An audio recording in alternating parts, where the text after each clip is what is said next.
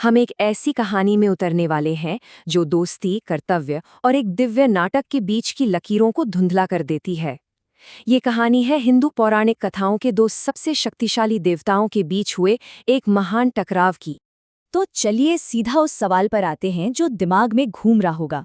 आखिर ऐसी क्या नौबत आ गई कि सृष्टि के पालक भगवान विष्णु को संहारक महादेव का गला पकड़ना पड़ा? लेकिन ठहरिए, इस टकराव को समझने के लिए ये जानना बहुत जरूरी है कि ये कोई आम लड़ाई नहीं थी। नहीं, ये तो असल में ब्रह्मांड के बिगड़ते हुए संतुलन को वापस पटरी पर लाने की एक असाधारण कोशिश थी। तो कहानी की शुरुआत गुस्से से नहीं बल्कि एक गहरे वैराग्य से होती है। आदि शक्ति से वियोग के बाद महादेव सब कुछ त्याग कर एक गहरी समाधि में चले गए। अब उनके बिना सृष्टि का संतुलन बिगड़ने लगा था। और यहीं पर महादेव का एक बहुत ही खास रूप सामने आता है, पशुपति, यानी सभी जीवों के रक्षक। वो किसी भी प्राणी को तकलीफ में नहीं देख सकते। इस बात को जरा ध्यान में रखिएगा, क्योंकि उनका यही स्वभाव आगे चलकर इस पूरी कहानी की सबसे अहम कड़ी बनने वाला था।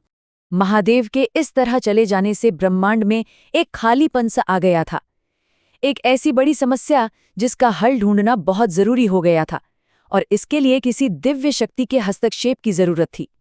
और ऐसे में जब ब्रह्मांड को एक उद्धारक की जरूरत थी, तो सामने आए सृष्टि के पालक भगवान विष्णु। पर उनका जो प्लान था ना, वो किसी ने सोचा भी नहीं होगा। देखिए, सबसे जरूरी बात यह है कि विष्णु की योजना आमने सामने की लड़ाई की थी ही नहीं। ये तो एक सोचा समझा एक तरह का नाटक था, जिसकी पटकथा सिर्फ और सिर्फ महादेव को उनकी समाधि से बाहर लाने के लिए लिखी गई थी। और ये स्लाइड तो पूरी योजना को शीशे की तरह साफ कर देती है। देखिए कितना शानदार प्लान था। महादेव की करुणा को ही उन्हीं के वैराग्यों को तोड़ने का हथियार बना दिया गया। और हुआ भी बिल्कुल वैसा ही। नारायण की योजना का पहला अध्याय शुरू हो गया। गरुड़ ने वासुकी पर हमला कर दिया और इस टकराव ने उस महायुद्ध के लिए स्टेज तैयार कर दिया, जिसका इंतजार पूरे ब्रह्मांड को था। और जैसे ही अपने भक्त की ये दर्द भरी पुकार महादेव तक पहुंची, बस हो गया। रक्षक पशुपति अब और शांत नहीं रह सके। यही तो वो पल था जिसका इंतजार भगवान विष्णु कर रहे थे। अब पलक झपकते ही महादेव युद्धभूमि में प्रकट हो गए। उनकी समाधि वाली शांति अब कहीं नहीं थी। उसकी जगह ले ली थी एक रक्षक के भयानक गुस्से ने। अपने भक्त को पीड़ा में देखकर उनका रौद्र रूप जाग उठा था। तो चलिए अब आगे बढ़ते हैं और देखते हैं कि कैसे ये टकराव अपनी चरम सीमा पर पहुंचा और दो महाशक्तियां आमने सामने आ गईं। और फिर कुछ ऐसा हुआ जिसके बारे में कोई सोच भी नहीं सकता था।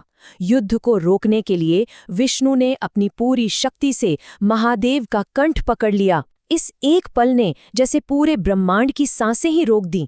ये पल इतना गहरा था कि इसने महादेव को एक नया नाम दे दिया, शतकंठ। सोचिए, विष्णु की पकड़ इतनी जबरदस्त थी कि उनके गले पर हमेशा के लिए निशान बन गए, जो इस असाधारण घटना की याद दिलाते हैं। अब इस हमले से महादेव का गुस्सा 7वें आसमान पर पहुंच गया और बिना सोचे समझे उन्होंने अपने त्रिशूल से सीधा नारायण की छाती पर वार कर दिया। लेकिन जैसे ही महादेव ने नारायण को तकलीफ में देखा, उनका सारा गुस्सा, सारी नाराजगी एक पल में गायब हो गई। दोस्ती और प्रेम की भावना ने सब कुछ भुला दिया और उन्होंने तुरंत अपने दिव्य स्पर्श से उस घाव को भर दिया। और ठीक उसी पल जैसे ही महादेव ने उन्हें ठीक किया, विष्णु के चेहरे पर दर्द नहीं बल्कि एक अजीब सी मुस्कान थी। अब जाकर इस पूरे नाटक से पर्दा उठने वाला था और असली मकसद सामने आने वाला था। बस ये कुछ शब्द, महादेव, ये सब मेरी लीला थी, और पूरे युद्ध का मतलब ही बदल गया। ये कोई लड़ाई थी ही नहीं, ये तो एक मकसद से रची गई दिव्य लीला थी। अब यहाँ लीला का मतलब कोई मामूली खेल नहीं है। ये एक बहुत ही गहरा फलसफा है, जो ये बताता है कि दुनिया में जो कुछ भी होता है वो ईश्वर की एक बड़ी योजना का हिस्सा है। मतलब जो हमें कभी कभी एक टकराव या मुश्किल लगती है, हो सकता है वो असल में संतुलन बनाने का एक तरीका हो। तो ये कहानी हमें एक बहुत बड़े सवाल के साथ छोड़ जाती है। अगली बार जब जिंदगी में कोई बड़ी मुश्किल आए, तो एक पल को रुककर सोचना, क्या पता ये भी किसी बड़ी लीला का ही हिस्सा हो।